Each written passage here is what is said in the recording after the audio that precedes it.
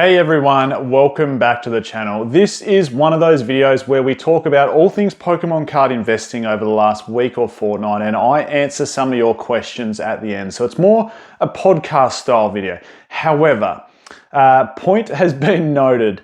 Don't just jump into a freeze frame when I go into the crux of the video and leave it burning in your retinas, particularly an absolute atrocious image of myself. I probably couldn't have picked a worse one. So point taken. There will actually be graphics up on the screen. It'll be a little bit more interactive, hopefully a bit more fun. So let's jump into it. First topic I want to talk about is Pitch Black. That is, product pictures and everything, and pack art and box art has all been released, being released in July, so not too far away. And of course we've got Chaos Rising not too far around the corner as well. That's coming out this month. Man, it just seems like we're getting set after set after set, doesn't it? But Pitch Black, Mega Darkrai focused. And what's interesting is you can see on this image up here, already people are speculating on Darkrai cards. I've just chosen a couple, but most Darkrai cards are starting to jump up in price a little bit. We're seeing things like the Darkrai V-Star from Crown Zenith, which is a fantastic looking artwork. I think that's shot up over $100 now. And the Darkrai and Umbreon tag team card absolutely shooting up in price as well. It's really interesting how this happens. It's like we hear of a set with a theme, a Pokemon theme inside of it, and then all of a sudden previous cards from that Pokemon just jump up in price. And, you know, it could be a reason, like if you're really switched on with it, you know, we're hearing about the news of obviously a Rayquaza base set coming out towards the end of the year. Maybe it's a good time to, and speculate is the correct word, maybe it's a good time to speculate in those singles, because if you've watched this channel before, I always say with singles, you can make money really quickly, but in the same token, you can lose money pretty badly. Singles fluctuate so much more than sealed product. Sealed product is a very safe investment compared to singles. The second thing I wanted to talk about in today's video is the Mega Evolution era and the amount of attention turning towards it. And I almost want you to, sometimes it's good to take a step back and realize all this is a Pokemon card hobby. Moreover than that, there's so much emotion that goes into it that sometimes you need to remove yourself from that emotion. And what I mean by that is there's so much emotion going towards Mega Evolution block at the moment. Everyone's pumped for it. You know, everyone's chasing that Charizard from Phantasmal Flames. Everyone's wanting to get their hands on as much sealed Ascended Heroes as they possibly can because the cards inside that set are absolutely phenomenal. But then what I want you to do is zoom right out. And this image is what I mean by zooming out. Zoom all the way out and realize that throughout history, throughout the whole history of Pokemon cards, we've had a lot of eras. And attention and demand for these eras can waver. And what you'll notice is this, and I've been in this hobby a very long time, is typically a new era comes out and it has all the hype. And that's a no-brainer because it's the one getting put in front of people's eyes. It's the newest kids on the block as well. So not only is it getting marketed, it is the newest and greatest. It's modern in the meta, so all the cards are playable. Like, it's just a no-brainer that, of course, the modern era and the one that's out at the moment is going to be most popular. That's a no-brainer.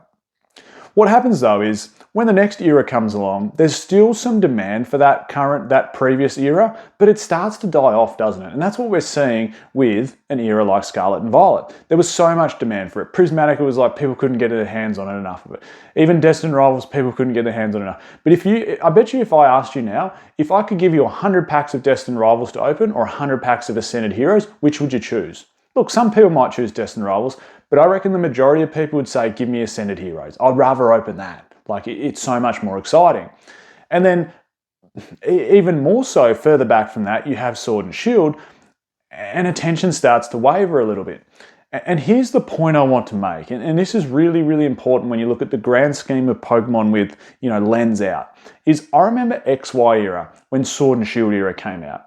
So XY era, you had Sun and Moon block between that, of course, and Sword and Shield. Sword and Shield had all the hype. And Sun and Moon still had some hype. But XY, the shine was off it. Like, it was in the rear view mirror. And that's exactly where Sword and Shield is sitting at the moment, because we have Sword and Shield, and then of course we have Scarlet and Violet, and now all the attention's on Mega Evolution block. But if you actually look what happened back to XY, I remember when Sun and Moon, I remember Sword and Shield came out, and of course we started getting some good sets. I mean, Vivid Voltage had so much hype around it when it came out. I'm not saying it's a good set, looking back it wasn't, but at the time it had so much hype around it. And we got, sets like Champion's Path, and then we knew this Evolution-based set was coming out with Rayquaza and Dragonite in it, which is of course Evolving Skies and 25th anniversary, and the demand for Sword and Shield was massive. XY era though, the shine had completely come off it, and it was almost in a similar place in my opinion to what Sword and Shield was now. You had expensive booster boxes, like you had Flashfire and Phantom Forces, which were north of $1,000 US, but everything else was sort of hovering around that, $500, $600, $700 US price. A lot like Sword and Shield is doing right now.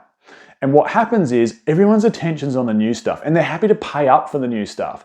But in reality, the new stuff doesn't deserve the price points that it's getting. In my opinion, a Phantasmal Flames booster box doesn't deserve the price point that it's getting. People will argue black and blue that I'm wrong, and that's fine. But I would rather spend that amount of money, say $350 US, or $320 US, or $300 US, whatever the price is for a Phantasmal Flames booster box at the moment. I'd rather spend that on a Battle Styles booster box. Now, I'm not saying Battle Styles has anywhere good as a chase card in it as Phantasmal. Phantasmal Flames has a generational Charizard inside it. But the attention has moved from Sword and Shield, and this is what I'm getting at. When you zoom out from this playing field and you look at the eras as a whole over history, going all the way back, of course, to 1999 with the first English set, you realize that as they get in the rear view mirror a little bit, they lose their shine and they lose their attention.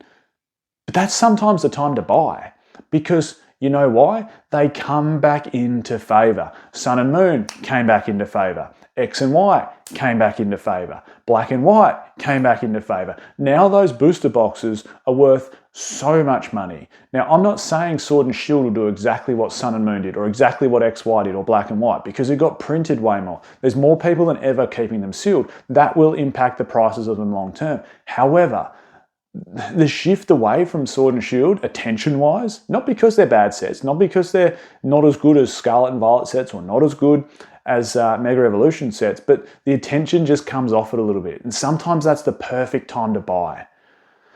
Next point I wanted to talk about, singles market. At the moment, the last week or fortnight since I did my last sort of update video where we talk about questions, the single market's changed a little bit, in that it's not this broad growth that we've been seeing across the singles market. It's really just selective little pumps that we're seeing at the moment. And here's just a couple. The Umbreon VMAX, just so you know, and this is almost a bit of news. There's nothing really investing related to this topic, but the Umbreon VMAX is reaching all-time highs. It's very close to returning to all-time highs, which is fantastic news in my opinion. Here's an interesting one. The Mimic, has anyone seen the Mimikyu from Padawan Fates? Just the standard shiny? Damn it, like that card's up to like nearly $70. Insane what Padawan Fates is. Maybe it's because it's going out of rotation, but damn, that card at nearly $70. It's crazy how there's just some selective singles, absolute crazy pricing in there. Hey, the last topic I want to talk about before I answer some questions is, did anyone see this as well? The anti-scalping method in Japan, where people essentially have to answer a Pokemon related quiz in order to buy sealed product. So the whole anti-scalping process is absolutely going to new limits. And look, it's only a good thing in my opinion. The more product that can get in the hands of investors. Of course, investors, but collectors, players alike, people that are just buying thousands of boxes to resell them is no fun for everyone. It just shifts the market price, as we all know. Hey, before I jump into answering your questions, I just want to give a quick shout out to today's video sponsor, which is, of course, the Collector app. If you don't have it, there'll be a link in the description to download it. This is just the perfect app for collectors and investors alike. You can put all your sealed, all your singles product in there. It tracks data like nothing else. You can see constant up-to-date prices based off mostly current eBay sold items. You can see what market movers are in there, both positive and negative. You can see what's a good trade and what's a fair trade by punching in what you're going to trade versus what someone else is going to trade, and it'll tell you if it's a good trade. There's so much in here, and as a pro user, there's so much data. You can look at the set analytics from any English or Japanese set, see what the top hits are. It's just got it all. As a sealed investor, I use this app so often and it's helped me so much. So again, link in the description to download it. Right, 4 questions. The first question was, actually no, I think I've only chosen 3 questions. Anyway, it is from Bruce Corella 5891 or somewhere along that lines. But the question was a really simple one. Is it better to invest in one, I suppose, heavy hitting booster box or multiple cheaper booster boxes? And I think if you do the sums across any era, the answer almost stands out across itself. Is if you're buying the eras or the generational booster box from that era, typically it performs better and it's a smarter move than buying multiple boxes of a cheaper set. Some people will say the cheaper boxes will go up just as much as the expensive ones, but in my opinion, that's one place that I disagree with. It's one place where I disagree with Rudy. You know, he just says, you know, spray and pray approach, like buy everything, it'll all go up, which is true to some degree, but not everything goes up equally. It can't. It's impossible for everything to go up at the exact same rate. What goes up faster is sets that are either A, short printed, or B, have phenomenal chase cards in them because they have lots of demand. Like, that makes more sense to me than everything going up.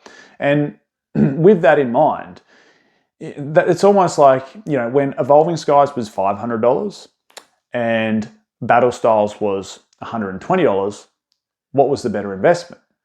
It's like, should you could have bought 4 Battle Styles booster boxes for 1 Evolving Skies booster box. And the proof is well and truly in the pudding. You were better off buying the better set. And I think same thing could be said probably now about Scarlet and Violet era. It's like you could have the same conversation. Are you better off buying 1 Destined Rivals booster box at $550 or whatever it's up to now? Or are you better off buying, 2 Paradox Rift booster boxes for the same price?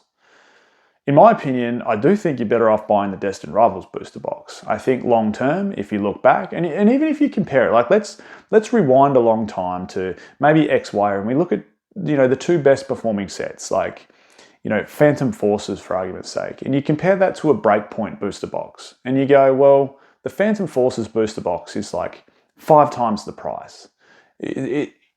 That gap gets bigger and bigger. Even if you go all the way back to the EX era and you compare it to something like one of the weakest EX sets like EX Power Keepers, and you compare it to the big hitters like EX Team Rocket Returns or EX Deoxys, and those boxes are like 5 times the price of an EX Power Keepers box. So sometimes I think you are better off buying that. And not only that, there's one other massive benefit to buying one rather than multiple is storage and selling.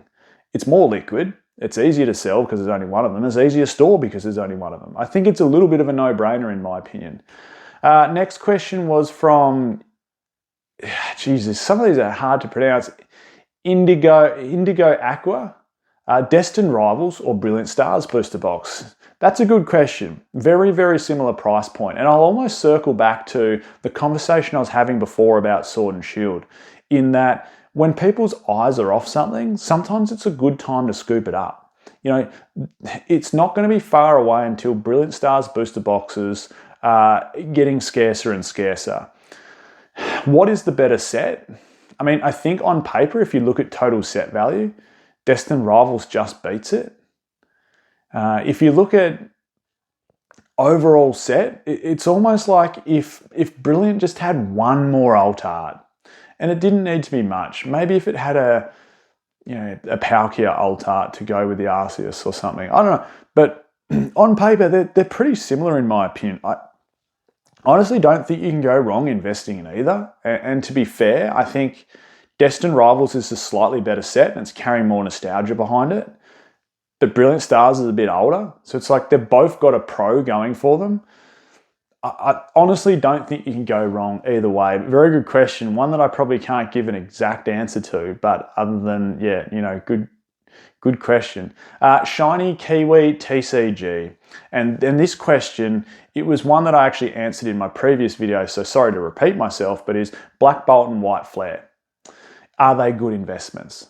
And my answer to that is yes. And the biggest con to these, I talked about sealed investing and giving yourself or writing down a list of pros and cons and whether you should invest in something. And just writing that down, it'll give you the brain power to go, yes, Like, it'll make up your mind about whether it's good or not good. And in this case, I think the only real con for black bolt and white flare is if you're not a Gen 5 lover, it doesn't mean anything to you. So does that limit your market to people you can sell it to in the future? Well, quite possibly.